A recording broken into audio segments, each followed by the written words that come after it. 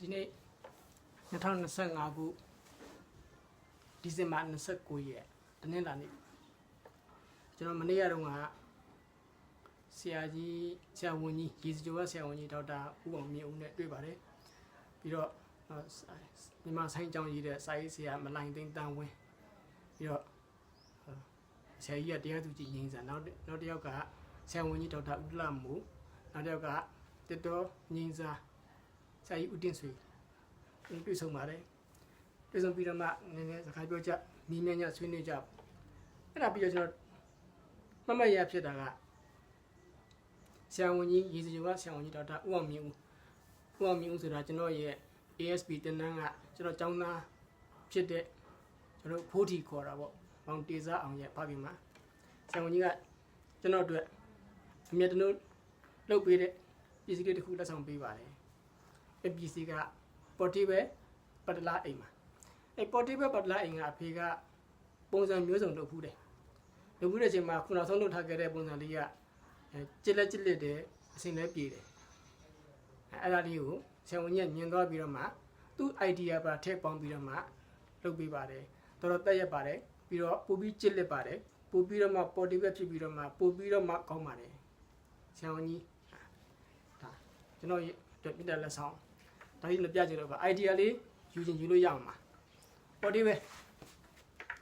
ဒါလေးပါဒီကောင်းကို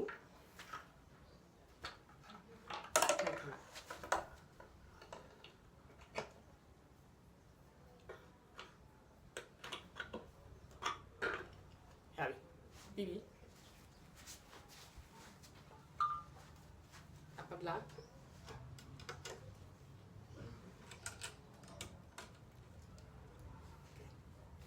ဒါတော်တော်ကြီးကိုအဆင်ပြေပါတယ်တက်ရနဲ့ပို့ပါတည်သွားပြီးတော့မှအဓိကကျွန်တော်တို့နိုင်ငံခြားဘန်းပြည်ထွက်တဲ့အခါတို့ခီးထွက်တဲ့အခါတို့ပြီးတော့အဓိကစုကရည်တီးပြိုင်တဲ့အချိန်မှာကလေးတွေဒါလွယ်တကူလေ့ကျင့်လို့ရပါတယ်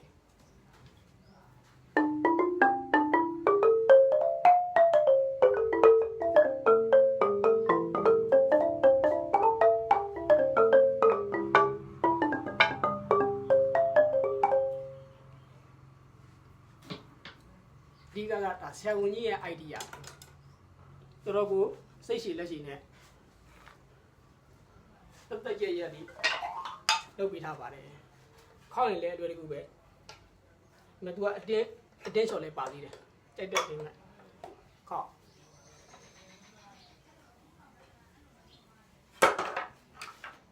ပြီးပြီဒါပယ်သွားလို့ရပြီ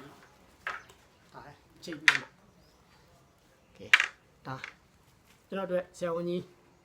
ရေစကြိုကဆရာဝန်ကြီးဒေါက်တာဦးအောင်မြင့်ဦးရဲ့မြေတားလက်ဆောင်မှာဆရာဝန်ကြီးတို့ကျေးဇူးထူးတင်ပါတယ်ဒါကျွန်တော်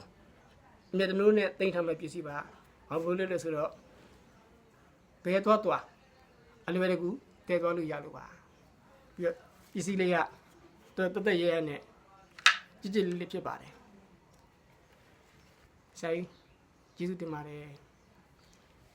အားလုံးကျမ်းမာချမ်းသာကြပါစေလောဘဒေါသမောဟများနည်းနည်းလေးများနေတဲ့ပုဂ္ဂိုလ်များဖြစ်ကြပါစေ